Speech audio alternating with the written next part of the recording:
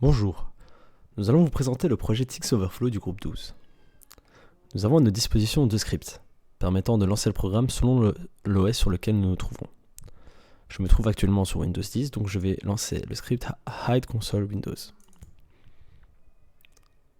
Alors, ceci va du coup nous ouvrir le programme qui nous lance directement sur une interface de connexion. Alors, il est possible de se connecter avec un compte déjà préenregistré. Avant le lancement de la vidéo, j'ai créé un compte Rune avec le mot de passe 123 et je peux me connecter.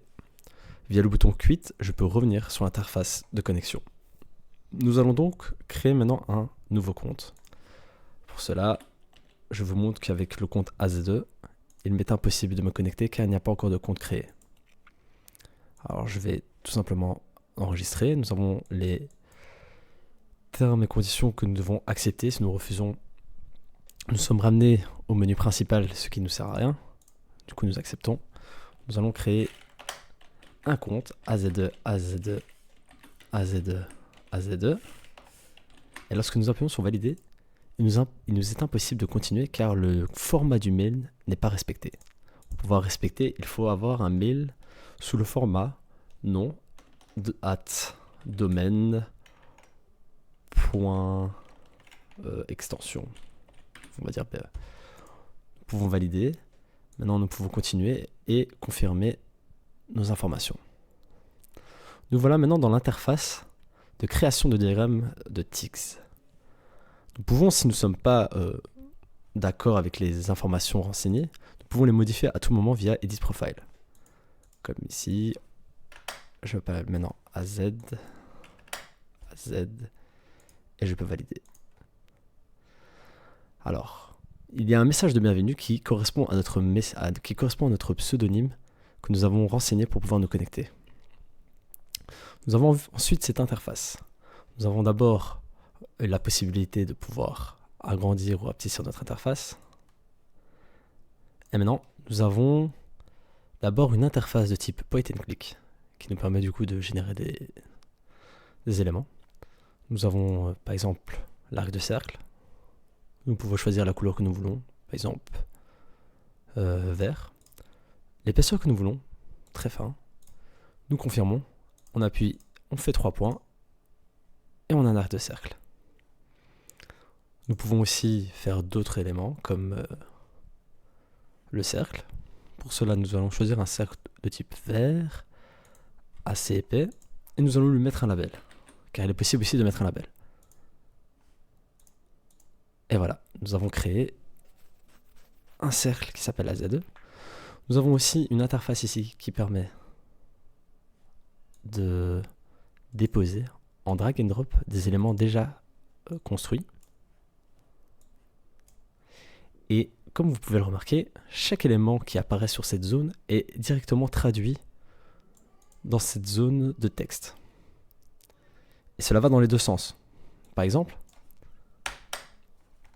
si j'efface toutes ces lignes, que je modifie la couleur, que je vais mettre par exemple vert, que je change les coordonnées, par exemple 121, 305. Lorsque je vais appuyer sur Enter ou que j'appuie sur le bouton Compile, nous allons voir que tous les éléments vont disparaître sauf l'arc de cercle et qui va être déplacé et changer de couleur. Ah, je l'ai mis à 3005. On le met à 305. Et voilà. Lorsque nous avons fini avec tous nos éléments, nous pouvons appuyer sur le bouton Export to PDF afin de pouvoir l'exporter tout simplement sous un format fichier PDF qui s'appelle export.df et qui sera ensuite lancé avec votre lecteur de PDF. Nous avons ainsi présenté toutes les fonctionnalités que nous avons développées au cours de ce projet. Maintenant, nous allons aller sur IntelliJ. Nous allons donc maintenant vous présenter le projet d'un point de vue un peu plus technique. Alors, notre projet a essayé de respecter du mieux possible le principe de MVC en créant des packages de type contrôleur modèle view. Nous avons aussi un package représentant les images que nous rajoutons à notre projet et un package représentant les sauvegardes, que ce soit par rapport à Export PDF ou les utilisateurs créés. Alors, ensuite, les autres packages, nous avons le main qui se situe dans le contrôleur. Dans ce main, nous allons créer un view handler. C'est dans ce view handler que nous allons créer divers éléments pour pouvoir continuer la connexion entre les contrôleurs et les views. Notamment avec des fonctions comme change scene connection ou change to information. Lorsque nous changeons la scène pour entrer dans une vue de type connexion, c'est le connexion contrôleur qui va s'occuper de ça.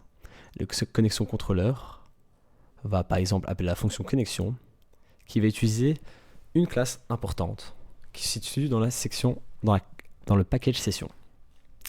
Cette classe s'appelle la session. Que fait la session?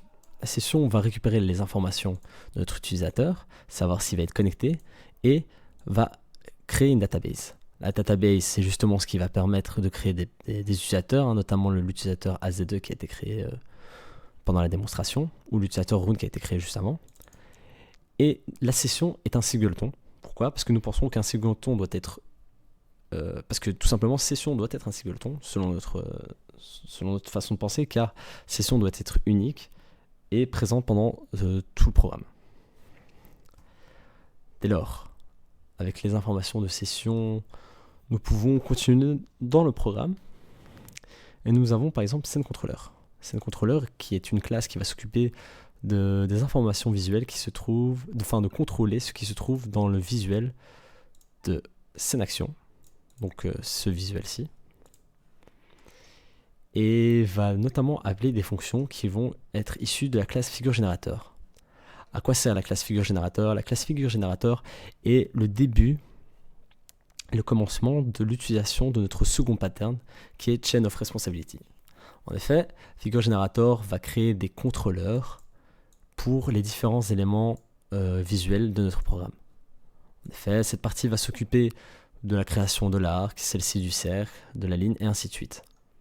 Tous ces éléments se trouvent dans les diagrammes contrôleurs. Alors, la manière dont c'est fait, nous avons un FigureGenerator qui va créer un contrôleur. Et ce contrôleur va notamment créer du texte, enfin du texte tech via la fonction GenerateX. La fonction GenerateX va être ensuite interprétée via notre classe interpréteur. Alors, pourquoi nous avons jugé utile d'utiliser la Chain of Responsibility? C'est que nous avons remarqué qu'ici, nous avons différentes classes qui vont tout simplement effectuer des fonctions similaires, mais qui seront propres rien qu'à eux. Et comme nous le savons, dans une Chain of Responsibility, il faut créer une chaîne de classes, de contrôleurs dans notre cas, qui, lorsqu'ils se sentent impliqués par la fonction demandée,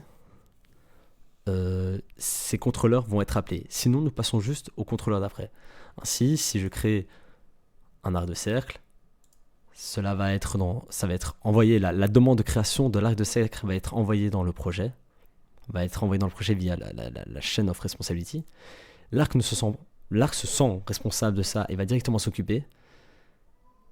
Mais si l'objet ici était un triangle,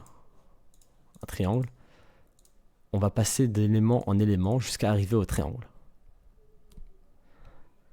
Et voilà. Ensuite, nous avons un autre package qui s'appelle package PDF Creator. Ce sont 3 packages qui vont s'occuper de la création du PDF.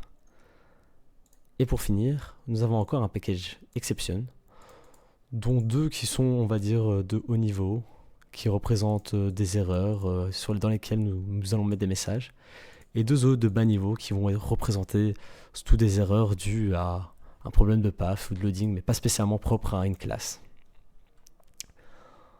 Et voilà, ainsi conclut notre présentation de projet.